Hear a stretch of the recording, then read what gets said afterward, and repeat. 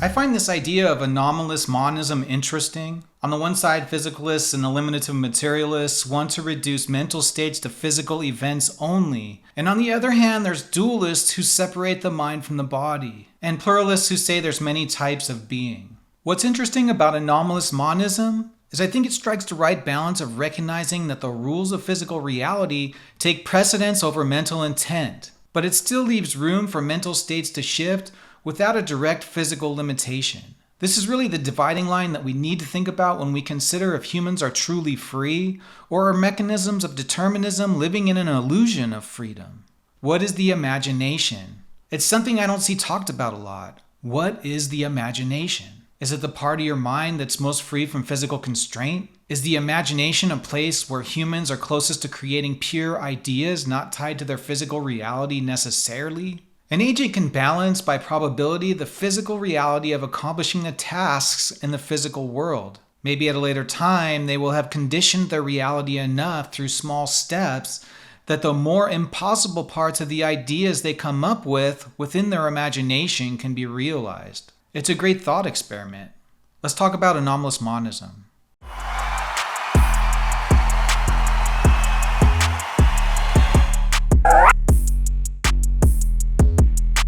Anomalous monism is a philosophical theory about the mind-body relationship and mental causation proposed by Donald Davidson in his 1970 paper Mental Events. It's an attempt to reconcile three apparently conflicting principles concerning the nature of mental events and their relationship to the physical world. The three principles of anomalous monism. Mental events are causally efficacious. Mental events can cause physical events and vice versa. The causal relation is governed by strict laws. Every causally efficacious event must fall under strict physical laws.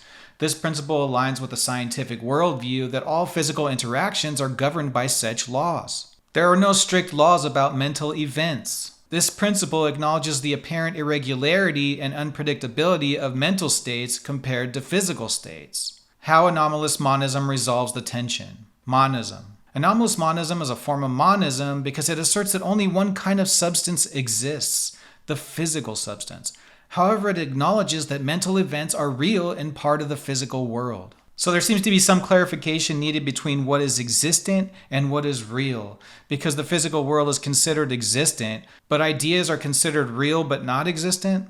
Anomalous. The theory is anomalous because mental events do not conform to strict laws as physical events do.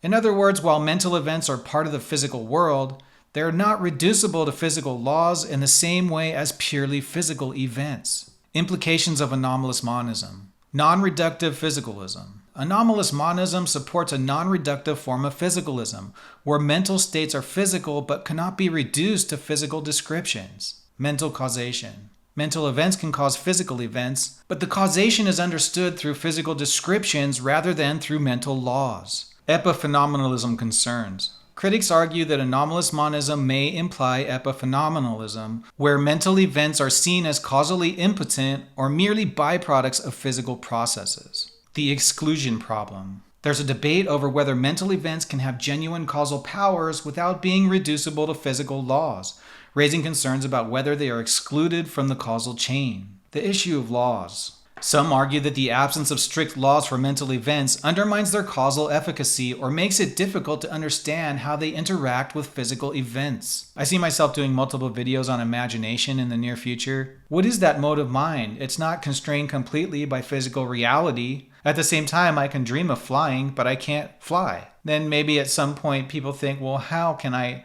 try to make myself fly with machines? Or, it's imagination that comes up with these solutions by drawing parallels. But we're limited to only the things that we've seen. It's very difficult for us to imagine something that's not at least a projection of the things that we see. But the projection of the things that we see goes so far out. Like we can imagine alien planets. We can imagine alien life forms. We can imagine multiverses. But we haven't seen any of these things, and it's likely to be a situation where truth is stranger than fiction when we finally do see these things, because then we'll see all the things that we went wrong with, all the things that we missed when we were using our history to observe our future, so to speak. If you like this kind of philosophical subject matter, help us grow the channel slowly by liking the video and subscribing to the channel.